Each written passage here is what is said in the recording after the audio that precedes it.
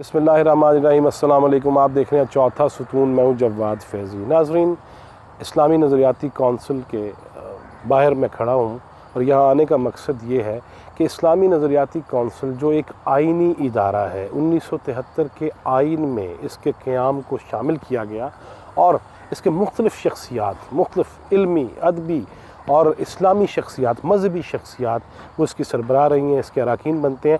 दरमियान में तड़के लग जाते हैं कि जो मजहबी शख्सियात नहीं हैं, यद तूला नहीं रखती, जो फतावाजात नहीं दे सकती, या जो जिस पे अब वो इस्लाम का भी उनके साथ कोई ताल्लुक़ ऐसा अमलन है नहीं जिसको कहा जाए कि ये स्कॉलर हैं, उसके बावजूद तड़के के तौर पे और सिफारिशों के बायस बहुत सारे लोग इसके रुकन बन भी जाते हैं। लेकिन आज आने का मकसद ये है कि इस्लामी नज़रियाती कौंसिल उसके 20 अरकान होते हैं और 11 जब कोई सिफारिश मुरतब होती है, जब वोटिंग होती है या किसी पलड़े में वज़न डालना होता है तो 11 जिसमें शामिल हो जाते हैं तो वो चीज़ सिफारिश बन जाती है, मुरतब हो जाती है।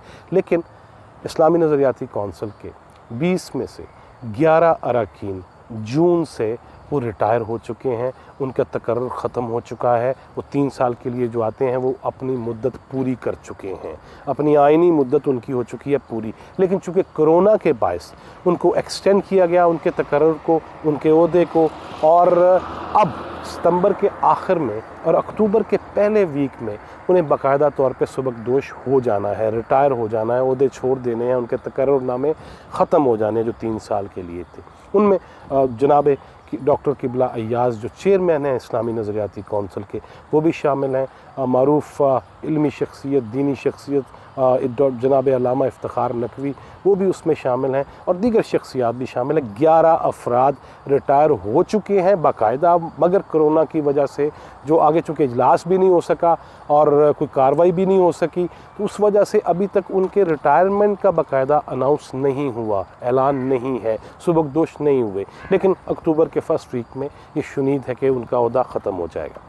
अब देखना ये है कि क्या इस्लामी नज़रियाती कौंसिल, जिसके हवाले से वफाकी वज़ीर साइंस और टेक्नोलॉजी जनाब फवाद चौधरी PTI की हुकूमत आते साथ ही जब वज़ीर बने तो उन्होंने रोयत हलाल कमेटी, इस्लामी नज़रियाती कौंसिल, उस पर आके ज़रबे कारी लगाने की कोशिश की और कहा जी कि फ़ायदा की अंदा क्या करती क्या है, आते हैं जाते हैं, आनियाँ हैं जानियाँ हैं और पैसे खाने हैं और सरकारी वसाइल इस्तेमाल होते हैं, लेकिन अमलन क्या फ़ायदा हुआ है जब कानून साज इदारे मौजूद हैं। तो उस पर डॉक्टर किबला अय्याज़ उनकी जानिब से भी उनके बयानात पे हंसते हुए मुस्कुराते हुए स्टेटमेंट्स आई और फिर बाहमी सुर्खियाँ लगी अखबारात में आमने सामने।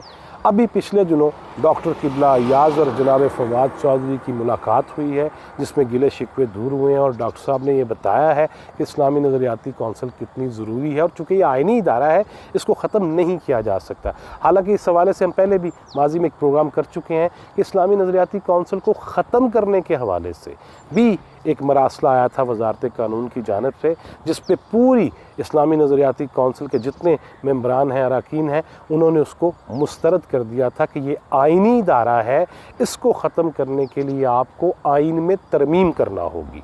अब वो तरमीम होती है या नहीं होती, रियासत मदीना बनाने के लिए बहुत सी तरमीम हो रही हैं तो ये भी हो सकती है, लेकिन अभी तक हुकूमत शायद इस तरमीम को सामने लाने पर तैयार नहीं है और तरमीम नहीं चाहती। अब आते हैं एक और मामले की जानब। जब 11 अरकान उनके ओहदे ख़त्म हो जाएंगे, जब 11 अरकान उनके मामलात ख़त्म हो जाएंगे तो फिर ये अभी हब्स के मौसम में इसलिए बाहर आया हूँ ताकि ये आपको बता सकूँ कि हम यहीं खड़े हैं, यहीं पे बात करेंगे।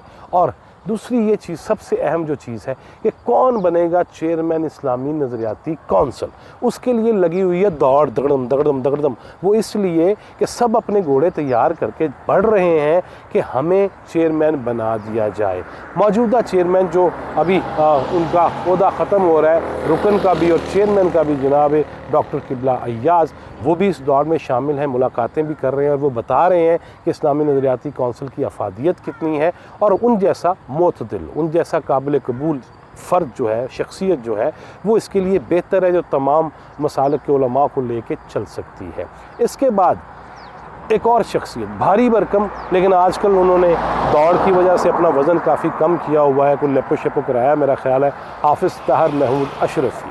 पाकिस्तान उलमा कौंसिल के सरबराह। वो न सिर्फ चेयरमैन बनना चाह रहे हैं, उसके लिए बहुत सारे लोगों को कायल कर रहे हैं, मायल कर रहे हैं इस फैसले के लिए, बल्कि वो पैकेज डील की बात कर रहे हैं। वो आजकल देखा, हमने भी देखा टीवी स्क्रीन पे भी जब आते हैं, क्योंकि जब भी हर हुकूमत के मामलात कुछ ऐसे होते हैं तो उसकी तायद में वो उतर आते हैं मैदान में, मुस्लिम लीग नून का दौर हो या PTI का दौर, तो वो पैकेज डील ये करना चाह रहे हैं कि 11 के 11 अरकान मैं देता हूँ आपको, और जो मर्ज़ी फ़ैसला ले लीजिए और जो मर्ज़ी सिफारिश मुरतब करवा लीजिए। उसमें वो अहले तशय्युई, वो अहले हदीस, वो देवबंदी, वो बरेलवी उलमा को जत्थे को साथ लेके अभी से चलना शुरू हुए हैं। और बहुत से उलमा, मैं बाज़ को जानता हूँ, मेरे दरीना दोस्त हैं, कुछ इल्मी शख्सियात, कुछ उलमा जो आपस में ऑफ दी रिकॉर्ड बात करते हुए क्या भी देते हैं कि हाफ़िज़ साहब आजकल काफ़ी दावतां खा रहे हैं, क्योंकि उन्होंने कईयों को ट्रक की बत्ती के पीछे लगाया हुआ है कि आपको रुकन भी बनाएंगे और चेयरमैन मैं ही आऊँगा और सब कुछ इंशाल्लाह अपने कंट्रोल में होगा। तो अब देखते हैं कि हाफ़िज़ साहब पैकेज डील करवा लेते हैं या नहीं, और हाफ़िज़ साहब चेयरमैन बनते हैं कि नहीं, हाफ़िज़ ताहिर महमूद अशरफ़ी अपने जत्थे के साथ यहाँ पे रौनक अफरोज़ होते हैं कि नहीं, ये वक्त बताएगा। और जनाब खान साहब और दीगर जो वज़रा हैं वो भी अपने अपने लोगों की, जिनको वो चाहते हैं या जो उनके चाहने वाले हैं और जो सिफारिश कराना चाह रहे हैं, वो उनके नाम रिकमेंड कर रहे हैं। तीसरी शख्सियत मुफ्ती अब्दुल कवी, सेल्फ़ी ब्रांड, और जिनकी वीडियोज़ आजकल फिर से आना शुरू हो गई हैं, और जो हमेशा वो फतवा दे देते हैं मुफ्ती साहब, जो हम बंदे परेशान हुए हैं कि कह रहे हैं, लेकिन वही मुफ्ती साहब, मुफ्ती अब्दुल कवी, याद है टेढ़ी टोपी वाले, वो मुफ्ती अब्दुल कवी साहब भी जो ख़ुद को चेयरमैन उलमा और मशाइख विंग PTI पाकिस्तान उलमा मशाइख विंग के ओहदेदार हैं, और वो ये कह रहे हैं, वो भी बाज़ महाफिल में मिलते हैं लोगों को, आजकल काफ़ी जफियाँ शफियाँ डाल रहे हैं कोरोना के बावजूद, कि मुझे चेयरमैन बना दिया जाए और जो मर्ज़ी फतवा ले लीजिए। अब ये फतावा जाती और सिफारिशात मुरतब करना, असल इशू क्या है? वैसे तो 20,000 के करीब सिफारिशात ऐसी हैं जो इस्लामी नज़रियाती कौंसिल ने मुरतब करके आगे भेज दी हैं। जब कोई वजारत इनसे कुछ चीज़ मांगती है, जैसे गुज़िश्ता दिनों इस्लामाबाद में मंदिर के क़याम की बात सामने आई, उस पर इख्तलाफी नोट सामने आया कि मंदिर नहीं बनना चाहिए इस्लामी रियासत में और ख़ास तौर पे दारुल हुकूमत में। फिर उस पर यह बात आ गई कि क्या सरकारी ख़र्चे से बनना जायज़ है इस्लामी तौर पे और शरन, तो उस पर इस्लामी नज़रियाती कौंसिल को ये कहा गया कि हमें बताया जाए इस पे कि क्या सरकारी ख़र्च पे मंदिर बन सकता है या नहीं।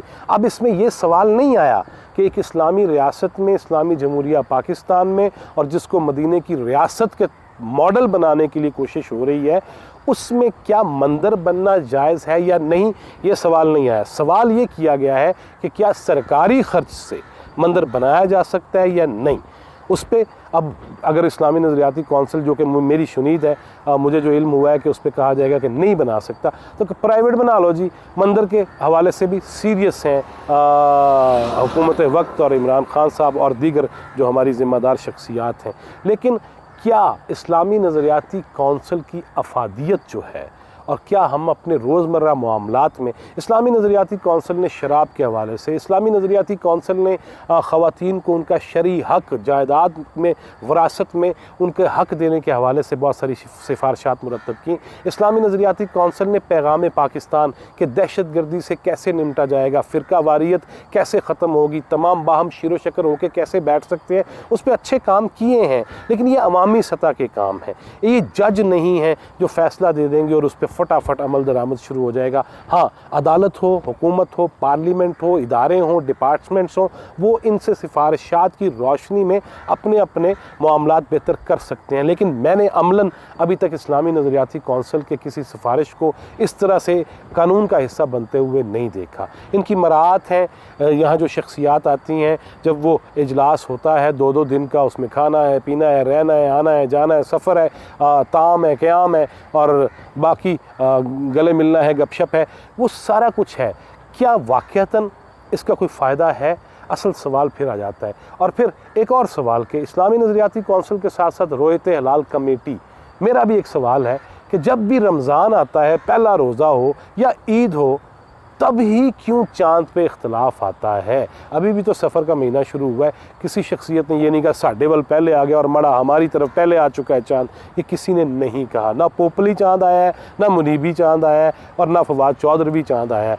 तो क्यों हम कौम को इंतशार का शिकार बनाते हैं। इस्लामी नज़रियाती कौंसिल जैसे इदारे पे ऐसी बहुत सारी चीज़ों पे काम होने की ज़रूरत है। लेकिन अगर सिफारिशें होंगी, अगर अपना बंदा है, मैंने देखे हैं जब से मैं रिपोर्टिंग कर रहा हूँ और जब से मैंने ये चीज़ें देखी हैं, इस्लामी नज़रियाती कौंसिल के रुकन बनाने में सिफारिशें भी चलती हैं। वो लोग जिनका मज़हब से, मस्जिद से, मकतब से ताल्लुक़ नहीं है, ज़िम्मेदार भी हैं, उनको भी बाज़ लोग स्कॉलर करार दे के वो इसका रुकन बनवा देते हैं। और ये गुज़िश्ता दौरे हुकूमत में भी मेरे सामने हुआ, एक बैरिस्टर साहब के कहने पे ये भी हुआ, और वो जो बने थे अब वो रिटायर हो रहे हैं, उनका ओहदा ख़त्म हो रहा है। क्या हमने इस्लाम के नाम पे भी लेनियाँ देनियाँ करनी है और सौदेबाजियाँ करनी है?